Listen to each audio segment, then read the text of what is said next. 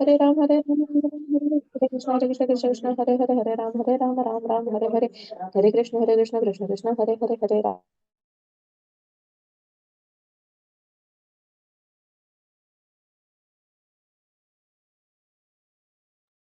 हरे कृष्ण। आप सभी भक्तजनों का स्वागत है आज के सत्र में। सत्र का शुभारंभ हम पहले जगत गुरु शीला प्रभुपाद जी की आज की डेली कोट के साथ करेंगे। आज है 27th। कोट आप लोगों के सामने है। यदि कोई हमें किसी सभा अथवा प्रवचन देने हेतु बुलाए तो हमें इसका शुल्क लेना चाहिए। और यदि वे शुल्क और यदि वे निशुल्क सुनना चाहते हैं तो उन्हें हमारे मंदिर में आना चाहिए। सस्ते मत बनो। मेरे गुरु महाराज जी कहा करते थे कि यदि कोई सस्ता बन जाता है तो उससे कोई भी कभी नहीं सुनेगा। जगत गुरु श्री प्रभुपाद की जय। अभी श्रीमद् भगवद गीता यथारूप करेंगे। श्रीमद् भगवद गीता यथारूप अध्याय 5 श्लोक संख्या 8 और 9 दोनों साथ में है। नैव किंचित करोमीति युक्तो मन्येत तत्विता पश्यन् शृण्वन् स्पृशन् जिघ्रन् नश्नन् गच्छन् स्वपन् श्वसन् प्रलप सॉरी नेक्स्ट श्लोक 9th नंबर का श्लोक। प्रलपन् विसृजन् गृहन्नन् नुन्मिषन् निमिषन्नपि इन्द्रियाणीन्द्रियार्थेषु वर्तन्त इति इति धारयन्। अनुवाद।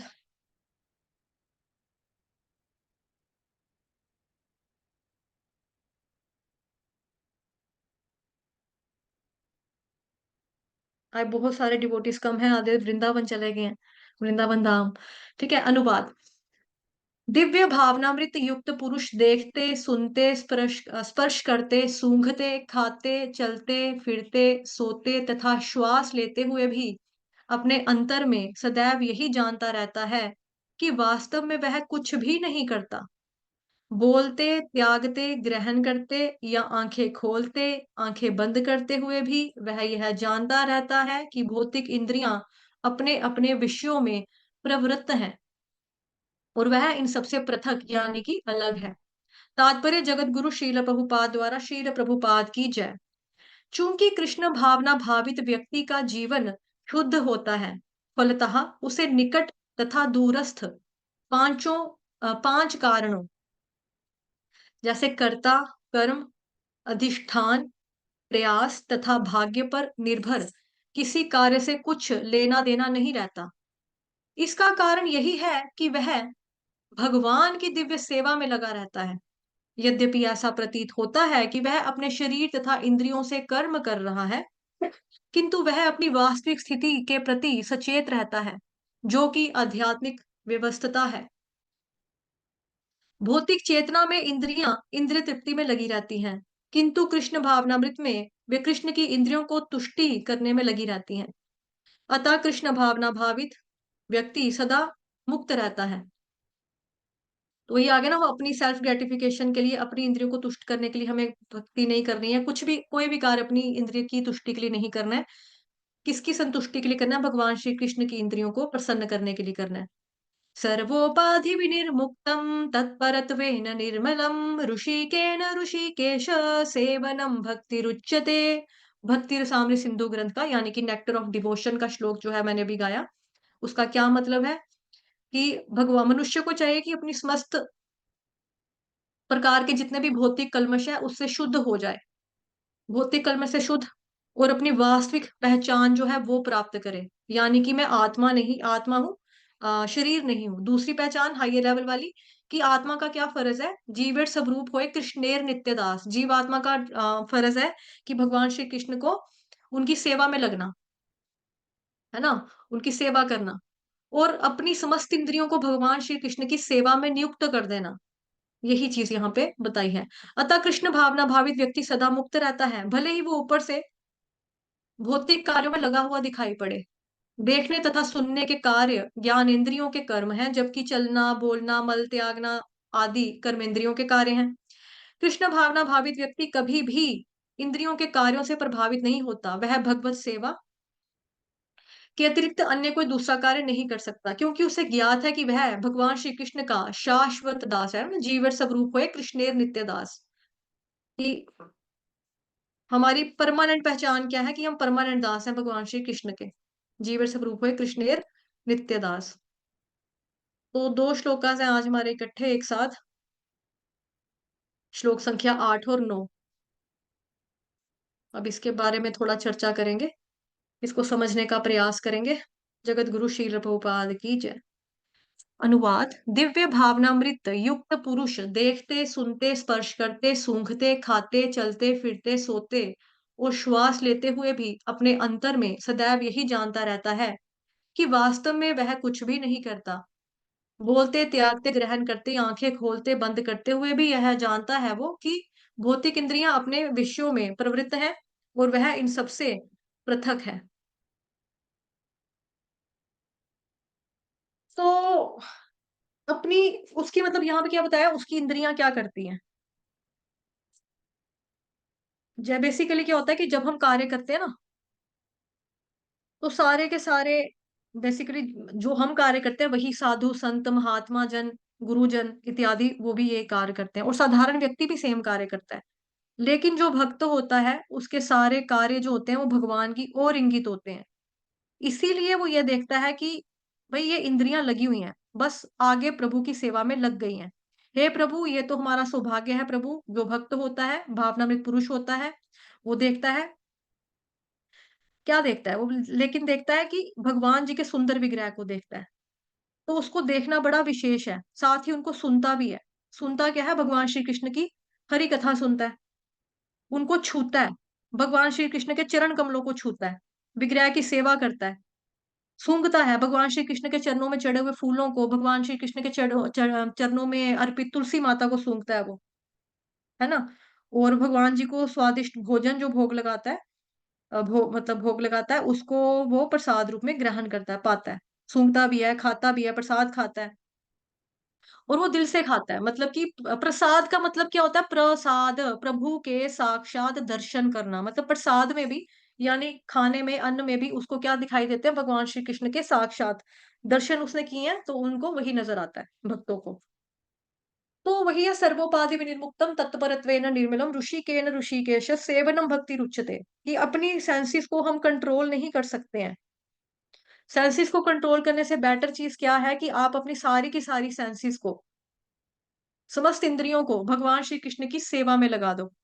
आंखों से भगवान श्री कृष्ण के दर्शन करना, कानों से हरि कथा का श्रवण करना, मुख से हरि कथा गाना, भगवान जी के बारे में चर्चा करना, या भगवान जी का कीर्तन करना, या भगवान जी के पवित्र नामों का हरे कृष्ण कृष्ण कृष्ण हरे हरे, हरे राम राम राम हरे हरे जप करना। पैरों को लगाना भगवान श्री कृष्ण के मंदिर में जाने के लिए, हाथों को लगाना अर्च विग्रह की साफ सफाई के लिए, या मंदिर का मार्जन करने के लिए, मंदिर साफ करने के लिए। फिर आपका भगवान जी के वस्त्र इत्यादि धोने के लिए, सेवा करने के लिए, उनके लिए भोजन पकाना, भोग पकाना, इसके लिए, है ना। बुक्स डिस्ट्रीब्यूशन करना है, उसके लिए अपने पाँव को लगा देना है। नाक को लगाना है भगवान श्री कृष्ण के चरणों में चढ़ी हुई तुलसी सूंघने के लिए, पत्तों को फूल जो है उसको सूंघने के लिए। जीभ को लगाना है हरि कथा का गुणगान करने के लिए, और हरे कृष्ण महामंत्र का जप करने के लिए, प्रसाद लेने के लिए भगवान जी का, तो प्रभु के साक्षात दर्शन करना। तो ये चीजें हैं कि वैष्णव की सेवा करने के लिए वो कार्य करता है, सोता भी है, तो यही सोचकर सोता है कि भई सुबह उठूँगा, अच्छे से भगवान की सेवा करूँगा, वैष्णवों की सेवा करूँगा, इस तरह से। उत्साहपूर्वक कृष्ण की सेवा करूँगा, जितनी अच्छी मैंने आज सेवा की या जितनी कमी रह गई, उससे बेटर सेवा मैं कल करने की ट्राई करूँगा, प्रयास करूँगा, इस तरह से। साँस लेता है तो ये सोचता है कि जब तक मेरी साँसें चल रही हैं, जब तक मेरे प्राण चल रहे हैं, तब तक कृष्ण भगवान जी की सेवा चलती रहना चाहिए, क्योंकि ये साँसें भी तो उन्हीं की बदौलत ले रहा हूँ। कृष्ण भगवान ने अगर मुझे नाक नहीं दी होती तो मैं सांस कहाँ से लेता, प्राण वायु मेरे को कहाँ से आती, अगर मैं होता ही नहीं तो मैं हूँ, मतलब भगवान है तभी करके तो मैं जिंदा हूँ, तभी करके तो मैं सांसें ले पा रहा हूँ, अदरवाइज मैं कहाँ से सांसें लूंगा। इस तरह से जो भक्त होता है वो सारी चीजों को भगवान श्री कृष्ण के साथ कनेक्ट करता है। मुझे एक कहानी याद आ गई। एक बार क्या होता है, एक ना वो क्या बोलते हैं उसको, एक बुजुर्ग होता है व्यक्ति, बूढ़ा व्यक्ति होता है। तो वो सड़क के ऊपर कहीं चल रहा होता है। अब जब सड़क पे चल रहा होता है ना, तो उसको चक्कर आता है, चक्कर खा के वो एकदम से गिर पड़ता है, सड़क पे ही गिर पड़ता है। वहां से कुछ लोग आते हैं, उनको बूढ़े अंकल को मतलब उठा लेते हैं और बोलते हैं कि चलो इसको हॉस्पिटल लेके चलते हैं। जब वो हॉस्पिटल में लेके जाते हैं, तो पता लगता है कि इसको ऑक्सीजन की कमी हो गई थी। इसको कोई दिल में कोई अटैक वगैरह सॉर्ट ऑफ हुआ कुछ माइनर सा, तो उस वज़ह से वो बेहोश हो गया था, गिर पड़ा था और बुज़ुर्ग था, झेल नहीं पाया। तो उसको अस्पताल में दाखिल करवाते हैं, तो वहाँ पे बिल बन जाता है 5 लाख रुपए का। अब जब 5 लाख का बिल होता है, डॉक्टर उसको जब थमाता है कि ये लो अंकल आपका बिल का पर्चा, तो वो जो अंकल होते हैं मतलब जो बुजुर्ग व्यक्ति होता है, वो तो ज़ोर-ज़ोर से रोना शुरू कर देता है। तो जो डॉक्टर होता है वो कहता है अंकल जी कोई बात नहीं, अगर आपके पास पैसे नहीं ना है तो आप प्लीज़ रोइए मत, आप मेरे बाप की जगह पे आप मेरे पापा के समान हैं, आप इस तरह से मत रोइए। जब आपके पास पैसे होंगे तब आप दे देना हमको पैसे, कोई बात नहीं, आप पैसे की टेंशन नहीं लो। कहता नहीं बेटे मैं पैसे के लिए नहीं रो रहा, मैं 5 लाख का बिल रुपए का देख के नहीं रो रहा हूँ। फिर डॉक्टर कहता है अंकल फिर आप क्यों रो रहे हो? कहते हैं वो मैं इसलिए रो रहा हूँ कि तूने सिर्फ मेरे को अपने अस्पताल में 24 घंटे या 72 घंटे के लिए रखा, तो तूने 5 लाख रुपए का बिल थमा दिया और नकली ऑक्सीजन सिलेंडर लगा के मतलब मेरे को आर्टिफिशियल ब्रीथिंग दिया आप लोगों ने, आर्टिफिशियल लाइफ दिया, जिससे मैं थोड़ा साँस ले सका, तो आपने 5 लाख का बिल बनाया। तो मैं सोच रहा हूँ कि जब मेरी मृत्यु होगी, जब मेरा डेथ हो जाएगा, मैं भगवान जी के पास जाऊँगा, तो भगवान को मैं क्या जवाब दूँगा? मतलब उन्होंने तो मैं 70 साल की आज मेरी उम्र होगी, 70 साल से मैं भगवान जी की दी हुई फ्री ऑक्सीजन ले रहा हूँ, फ्री पानी पी रहा हूँ। अगर भगवान अपना हिसाब माँगने के ऊपर आए, तो मैं किस तरह से हिसाब दूँगा भगवान को? तो इसलिए मैं बच्चे रो रहा हूँ, मैं बिल देखकर नहीं रो रहा। तो यही चीज़ है कि हमें जो चीज़ें हमें मिलती है ना, हम उसका वो नहीं करते मतलब शुक्रगुज़ार नहीं होते हम उसका। हम सोचते हैं कि क्या है फ्री फोकट में साँस है, क्या नाक दिया है, सूँघने के लिए दिया है, खाने जीभ दी है, खाने के लिए दी है। लेकिन हमें एहसानमंद होना चाहिए भगवान जी का कि हम साँस ले रहे हैं तो इसलिए ले रहे हैं, प्राण हमारे चल रहे हैं ताकि हम कृष्ण की सेवा कर सकें, जिसने हमें ये नाक दी है। एक और मेरे को इंसिडेंट याद आया एक बार एक लड़की थी एक लड़की थी तो मतलब वो अपनी फ्रेंड्स के साथ ना वो पार्क पार्क में बैठी हुई थी ऐसे और वहां पे क्या होता है कि उसके होने वाले हस्बैंड ने मतलब उसका रिश्ता पक्का हुआ होता है उसके होने वाले हस्बैंड यानी कि ससुराल वालों की तरफ से उसको नाक का जो नथनी या नोज पिन जिसको कहते हैं जैसा मैंने डाला है इस तरह का उसको वो एज अ गिफ्ट आया था। तो वो नाक में पहन के ना बार-बार मतलब नाक की तरफ इशारे करे और इशारे भी करे और साथ-साथ प्रेज़ भी करे, देखो मेरे मतलब होने वाले पति ने मुझे कितना अच्छा कोका बोलते हैं पंजाबी में, कितना अच्छा नोज़ पिन दिया है, कितनी अच्छी नथनी दी है, कितना अच्छा दिया है, देखो नग भी लगा है, देखो डायमंड लगा है, सोने का है, नीचे से सोने का, मैं कितनी सुंदर लग रही हूँ, है ना? वो कितना अच्छा है, वो कितना अच्छा है। मतलब जिसने उसको सोने की नोज़पिन या डायमंड की नोज़पिन या नथनी दे दी, उसके बारे में बहुत प्रेज़ कर रही है, लगातार प्रेज़ किए जा रही है, किए जा रही है, किए जा रही है। पीछे-पीछे कबीरदास जी चल रहे थे, वो कह रहे थे, उन्होंने बोला कि इसने तेरे को नथनी दी, उसकी कितनी तारीफ़ हो रही है, लेकिन जिस भगवान ने नाक दिया ज़रा उसको भी तो याद करो, ज़रा उसका भी तो ज़िक्र करो कि न नाक देने वाला भगवान कितना महान है। अगर तेरी नाक नहीं होती तो नथनी कहाँ डालती, कहाँ पे पहननी थी? तो वही चीज़ होती है हमें छोटी-छोटी चीज़ों में कई बारी हम इसको इग्नोर कर देते हैं कि भगवान ने हमको क्या दिया है। भगवान कितने दयालु हैं। मतलब हमारी शरीर का एक-एक पार्ट, हमारा हिस्सा सब भगवान की देन है। जो हम खाना खाते हैं वो भी अगर पचता है तो भगवान की वजह से पचता है। भगवान गीता में कहते हैं ना 15वें अध्याय में, अहम वैश्वानरो भूत्वा प्राणिनां देहभाषितः प्राणापान समायुक्तः पचाम्यन्ने चतुर्विधम् कि 4 प्रकार का खाना अगर आपको पचता है तो वो मेरी वजह से पचता है, पचाने वाला मैं हूँ। हम कभी ये नहीं कहते ना कि भई आपने वो खाया मतलब मैंने रसगुल्ला खा लिया, गुलाब जामुन खाया, आज मैंने रसगुल्ला बड़े अच्छे से पचा लिया। हम कभी ये नहीं कहते। हम खाया ऑटोमैटिकली अपना साइकिल है बॉडी का बना हुआ, लेकिन ये ऑटोमैटिकली जो साइकिल बनाया हुआ है, किसने बनाया है? भगवान श्री कृष्ण ने तो बनाया है। भगवान कहते हैं कि फलों में, सब्जियों में रस देने वाला मैं हूँ। हम खाते हैं, हमको प्रोटीन मिलता है, ताकत मिलती है ना? जो भी प्रोटीन हो गया, क्या बोलते हैं और कार्बोहाइड्रेट्स हो गए आपके, जो भी पोटेशियम हो गया, एनर्जी हो गई, कैलोरीज़ जो भी हम खा रहे हैं, जो भी चीज़ें हमें आ रही हैं उसका जो पोषण हमको मिलता है, फलों का, फ्रूट का, सब्जियों का, भगवान कहते हैं वो तो देने वाला मैं हूँ। उनके अंदर रस डालने वाला मैं हूँ। जो हम खा रहे हैं उसको पचाने वाला मैं हूँ। तो फिर हम अपना क्यों इतना सोचते हैं कि भई हमने खाया, हमने किया, ये काम मैंने किया। अपने आप को कभी भी कर्ता हमें नहीं मानना चाहिए। हमें अब कभी भी अपने आप को डूअर नहीं मानना चाहिए। कर्ता कौन है? केवल भगवान श्री कृष्ण है ना? हम क्या है? हम तो निमित्त मात्र हैं और कुछ भी नहीं है। तो इसी तरह से ये जो व्यक्ति होते हैं, ये यही बोलता है तो मतलब कृष्ण भगवान जी के लिए बोलता है, आलतू-फालतू, उल-जुलूल बातें नहीं करता। नेशनल पॉलिटिक्स हो गया, इंटरनेशनल पॉलिटिक्स हो गया, फैमिली पॉलिटिक्स हो गया, इसकी देवरानी, उसकी जेठानी, फलानी-ढिमकानी, सास, डेली सोप जो चलते रहते हैं। इनके बारे में वो नहीं बोलता है, वो बोलता है तो किसके लिए? भगवान जी की सेवा के लिए, प्रचार के लिए बोलता है।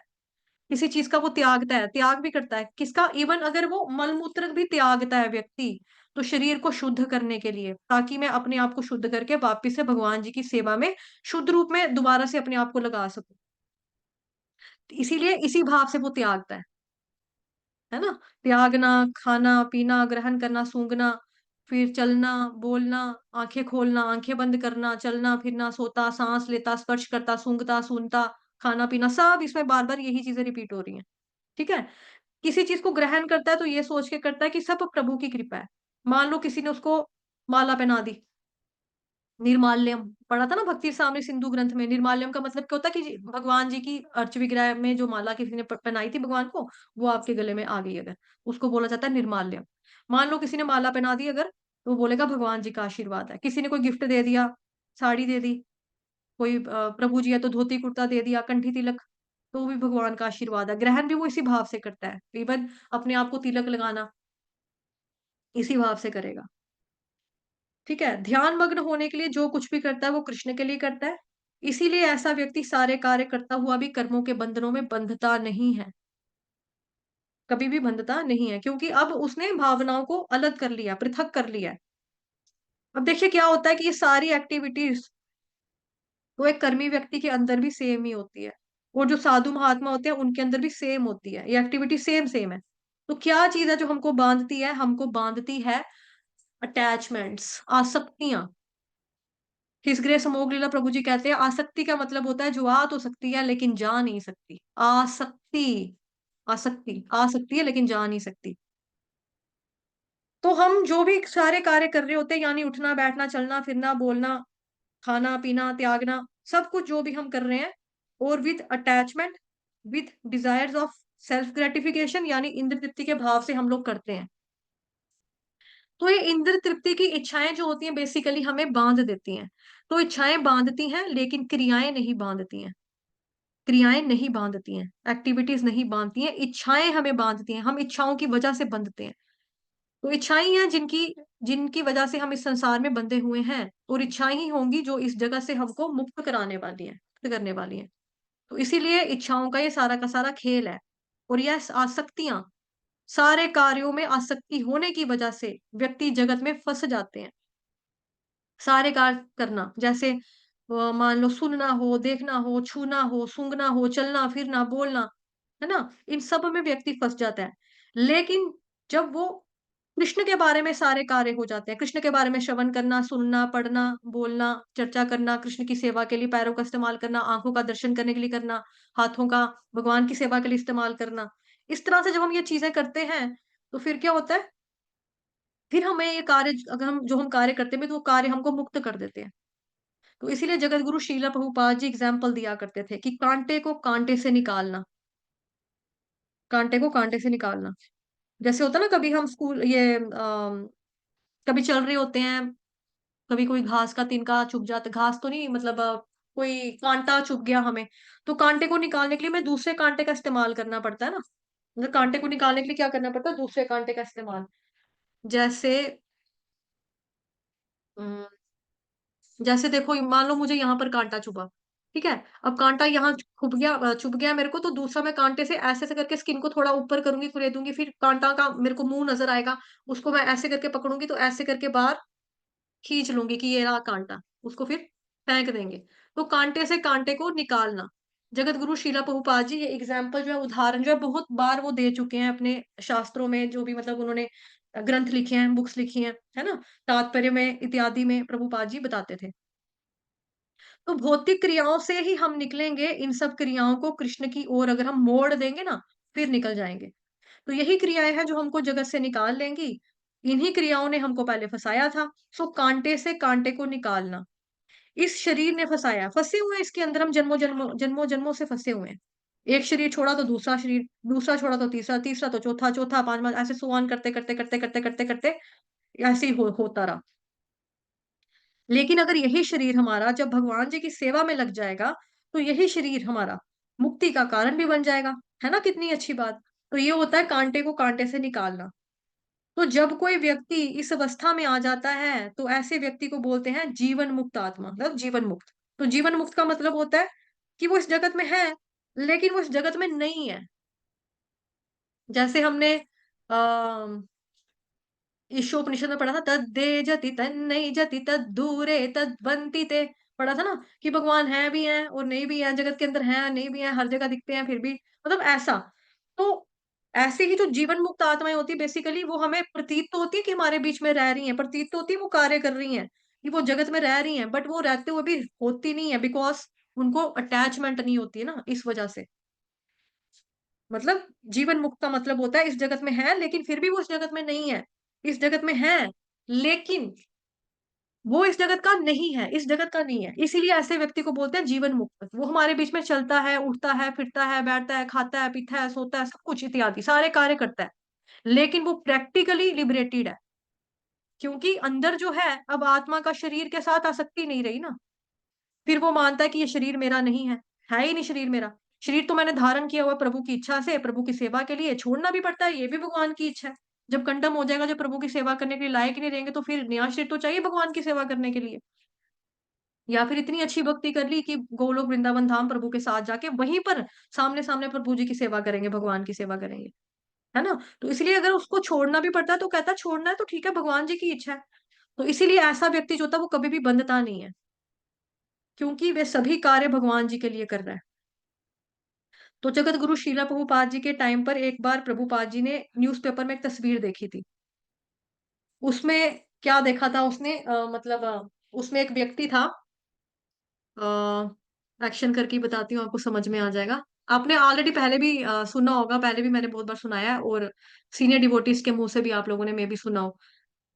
प्रभुपाद जी के टाइम के ऊपर, समय के ऊपर एक आदमी था, उसने क्या किया था, मान लो कि नोटों के बंडल आए, ये सब नोटों का ढेर लगा है, नोटों के बंडल, ये नोट के बंडल, ठीक है, ये नोट के बंडल, इस तरह से नोट के बंडल है। तो उस व्यक्ति ने क्या किया था, आगे पीछे नोट है और वो ऐसे करके फोटो खिंचाई है उसने, यूं करके, मतलब नहीं चाहिए पैसे, ऐसे करके।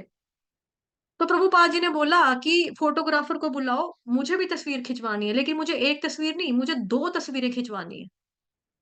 अगले दिन फोटोग्राफर आया, तो प्रभुपाद जी ने एक फोटो खिंचवाई, नोट के बंडल को यूं करके, मतलब ऐसे करके हक किया, नोट के बंडलों को, सारे नोटों का ढेर लगा है, और नोट के बंडलों को यूं करके हक किया। अब लोगों के मन में आने लगा कि स्वामी जी देखो, मतलब ये तो घर बार तोड़ छोड़ छाड़ कर आए हैं, और देखो इनकी आसक्ति, पैसे को जफ्फा डाला हुआ है, हक कर रहे हैं पूरा ऐसे, ये क्या तरीका हुआ। उससे तो वो ठीक था ऐसे वाला, कि पैसा नहीं चाहिए, आसक्ति का कारण है, नहीं चाहिए, डिटैचमेंट चाहिए हमको। प्रभुपाद जी ने बोला, मैंने बोला था दो तस्वीरें खिंचवानी है, एक तो होगी प्रभुपाद जी की ऐसी बड़ी तस्वीर, दूसरी तस्वीर प्रभुपाद जी की होगी कि उन सारे पैसों को उठाकर भगवान श्री कृष्ण के चरणों पे यूं करके अर्पित कर रहे हैं, मतलब भगवान श्री कृष्ण की सेवा में लगा रहे हैं, ठीक है, ये चीज। तो ये चीज होती है, प्रभुपाद जी ने ये चीज बोला, ठीक है। इंद्र तृप्ति की भावनाओं को छोड़ना है, ये हमको बांधती हैं हमको। लेकिन प्रभुपाद जी ने इस तरह से अपने खुद के एग्जाम्पल से हमको बताया कि किस तरह से सब कुछ हमें भगवान जी की सेवा में लगा देना चाहिए। लेकिन ये स्थिति जो है यहाँ, ये वाला जो हाल है, इस हाल तक या इस पॉइंट तक हम कैसे पहुंचेंगे, कि मैं इस जगत में चीजों के साथ डील कर रही हूँ लेकिन अब मैं फंस नहीं रही, तब ये हो पाता है जब हमारी आइडेंटिटी जो है वो कृष्ण से रिलेटेड हो जाती है, कृष्ण के संबंध में होती है। जितना ज्यादा हम कृष्ण के साथ आइडेंटिफाई करेंगे, उतना इस जगत के साथ हम मिस आइडेंटिफाई करेंगे। इसीलिए जितनी आइडेंटिफिकेशन वहां की ओर होगा, उतनी आसक्तियां फिर यहाँ नहीं रहती, कार्य चल रहे होते हैं पर आसक्तियां नहीं होती, ऐसी चीज, ऐसा हो जाता है, ठीक है। तो आज के लिए इतना ही। जगत गुरु श्री प्रभुपाद की जय, श्री कृष्ण चंद्र भगवान की जय, ग्रंथराज श्रीमद् भागवतम महापुराण की जय, भगवद गीता यथारूप की जय। जय हम्म, श्री कृष्ण चंद्र भगवान की जय, श्रीमद् भगवद गीता यथारूप की जय, आज के आनंद की जय, आप सभी भक्तों की जय। जय हरे कृष्ण। हरे कृष्ण।